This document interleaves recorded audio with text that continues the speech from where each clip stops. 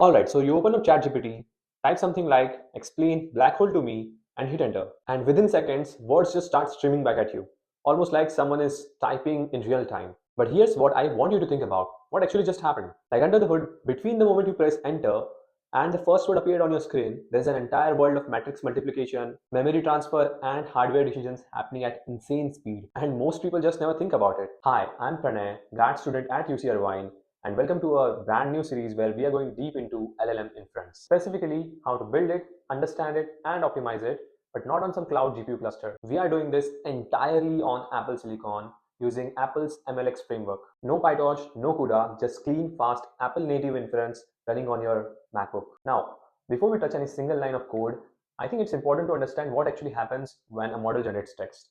Because if we skip this part, the optimization we do in the later stages won't make any sense. So in this first video, we are going to break down the full life cycle of a prompt. So let's get into it. All right. So this diagram right here is going to be our roadmap. Every step your prompt takes, from the moment you hit enter to the moment words start streaming back, we are covering it all. So let's say you open ChatGPT and type hello world. Simple enough. But here's the first thing you need to understand. The model has no idea what hello means. It doesn't understand English. It doesn't understand Hindi. It doesn't understand any human language. It speaks exactly one language, that's numbers. So, the very first thing that needs to happen is your text needs to be converted into numbers. And that's the job of the tokenizer. The tokenizer chops your sentence into smaller units called tokens and assigns each one a numerical ID. Now, and this is important, these IDs are essentially just index numbers, like serial numbers in a list. Token number 9004, token number 502, these numbers itself carry zero meaning. 9004 isn't bigger or more important than 502. It's just a label. So here's the real question. How do we give these numbers actual meaning so the model can work with them? Now, this is where the magic starts. The embedding layer. The embedding layer takes each token ID and maps it to something called a vector, using what's essentially a giant lookup table. Token ID comes in, rich vector comes out. Now, you might be wondering what's a vector? A vector is just a list of numbers representing coordinates in space. But the key idea here is where something sits in that space should actually mean something. Let me give you an example. Say we have these four tokens: pizza, soup, ice cream, and chips. If we use their token IDs, maybe 1, 39, 234, 776, the computer has absolutely no idea that pizza and soup are related, or that ice cream and chips are completely opposite ends of the flavor spectrum. Come on, man, who eats ice cream with chips? The numbers are just arbitrary labels, meaningless. But with vectors, we can represent meaning as coordinates. Imagine placing these food items on a simple 2D graph. One axis goes from savory to sweet, the other goes from cold to hot. Now, suddenly, pizza and soup end up close together, both hot, both savory. Ice cream and chips end up far apart, one cold and sweet, one savory and crunchy. And the relationship pizza to ice cream perfectly mirrors savory to sweet along that axis. The distance between them is meaningful. Now imagine doing this not in two dimensions, but in 768. Every single dimension capturing a different aspect of meaning: temperature, texture, flavor, culture, context. That's exactly what GPT-2's embedding layer is doing for every token in your prompt. And the beautiful thing, the model learns all of these dimensions automatically during the training. Nobody sat down and labeled them. It figures out what dimensions matter all on its own. Okay, so now every token in your prompt has been converted to a rich vector. But there's still a problem. The token vector knows what a word means, but it has no idea where it sits in the sentence. Is hello the first word or the third?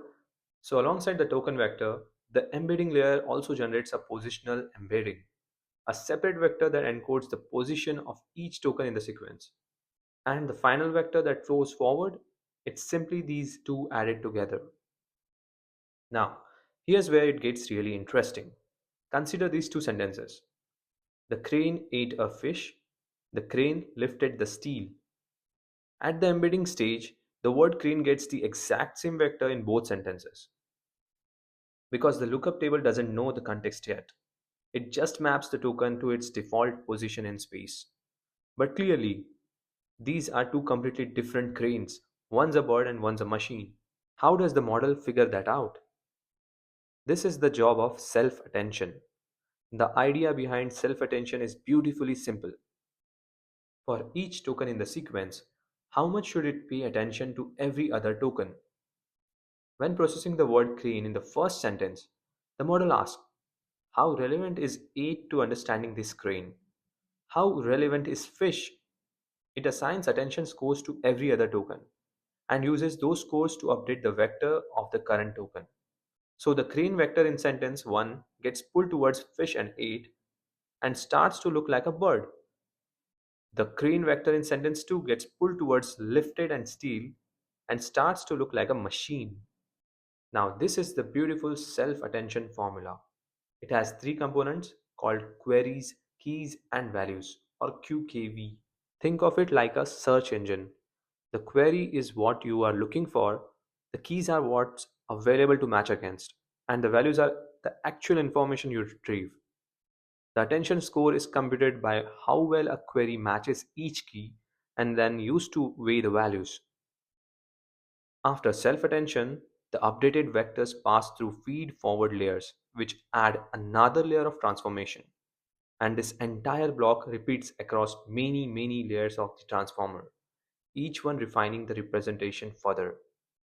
At the very end, a finer linear layer followed by a softmax converts the output into a probability distribution over the entire vocabulary, telling us what's the most likely next token. And that token gets picked up and streamed back to you.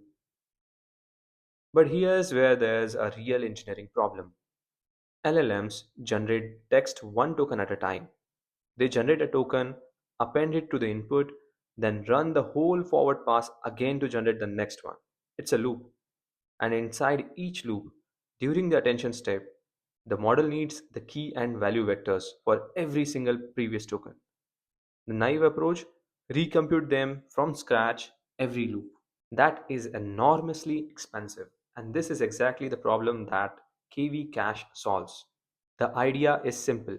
Instead of recomputing those key and value vectors every time, you just store them after computing them once, cache them in memory. So for the next token, you only compute k and v for the new token and reuse everything else from the cache.